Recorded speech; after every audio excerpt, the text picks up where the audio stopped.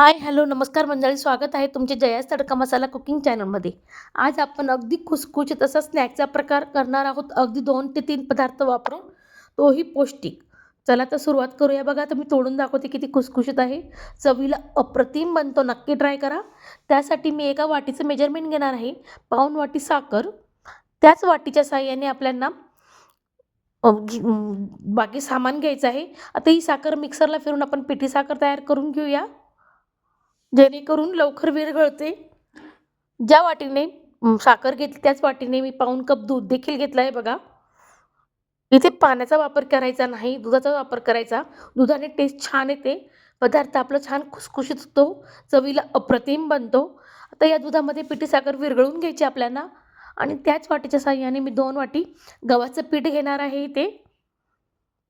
अगदी perfect measurement आहे, त्यामुळे मेजरमेंट चुकू नका. त्यानंतर अगदी चिमूटभर मीठ.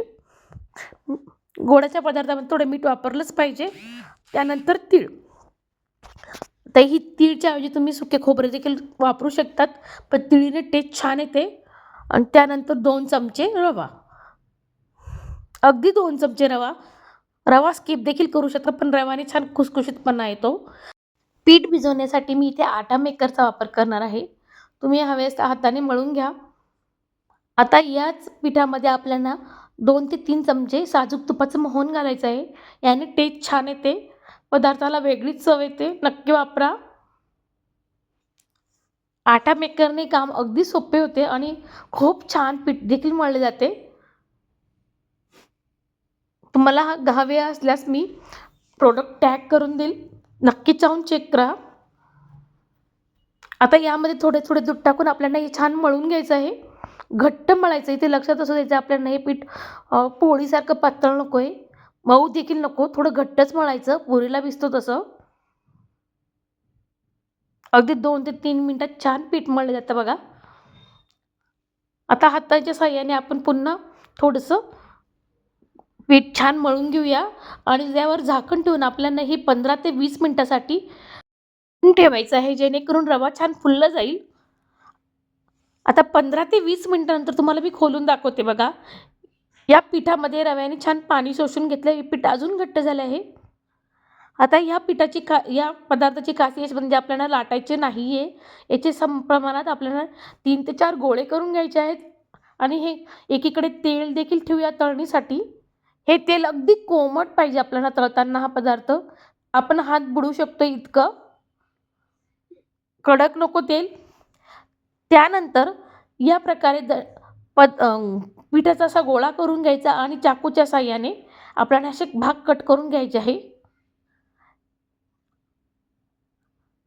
आपल्याला हा पदार्थ लाटायचा नाही, पुरी करायची नाही, काही करायचं नाही. फक्त या प्रकारात भाग करून घ्यायचे आहेत आपल्याला. हे कापताना आपल्याला काळजी घ्यायची, आपण जास्त जाड किंवा बारीक हे काप नको. या प्रकारे काप पाहिजे. हा पदार्थ अगदी झटपट होतो. नक्की ट्राय करा मंडळी आणि पारंपरिक पौष्टिक पदार्थ हिवाळ्यात तर आवर्जून करा. आता असे भाग केल्यानंतर आपण हे तेलात टाकूया आणि तेलाचा आता गॅस आपल्याला मीडियम टू लोवरचे तळायचे, जेणेकरून खुसखुशीत होतील. कलर चेंज झाला की आपल्याला काढून घेऊया. हे तळण्यासाठी आपल्याला कुठलीही घाई करायची नाही. पदार्थ तळताना आपल्याला कुठलीही घाई करायची नाही. अगदी मीडियम टू लो फ्लेमवरच आपल्याला हा खुसखुशीत होईपर्यंत तळायचा आहे. आता कलर चेंज होतोय बघा आपला दूध पळीचा. त्याला दूध पळी देखील बोलतात. असं छान खमंग सोनेरी रंग आल्यावर आपल्याला हे काढून घ्यायचं आहे झाऱ्यामध्ये. अगदी खुसखुशीत आणि टेस्टी होतो. नक्की ट्राय करा मंडळी. कुठेही तामझाम नाही, जास्तीचे भांडी नाही. तुम्हाला मी दाखवते किती छान झाले बघा. कुठेही तेलकट वगैरे काही नाही. सगळे आवडीने खातील आणि अगदी पौष्टिक आहे. त्यामुळे नक्की ट्राय करा मंडळी. रेसिपी कशी वाटली मला लाईक शेअर करून नक्की सांगा. तसेच माझ्या चॅनलला सबस्क्राईब करायला विसरू नका. रेसिपी पूर्ण बघितल्याबद्दल धन्यवाद. Thanks for watching.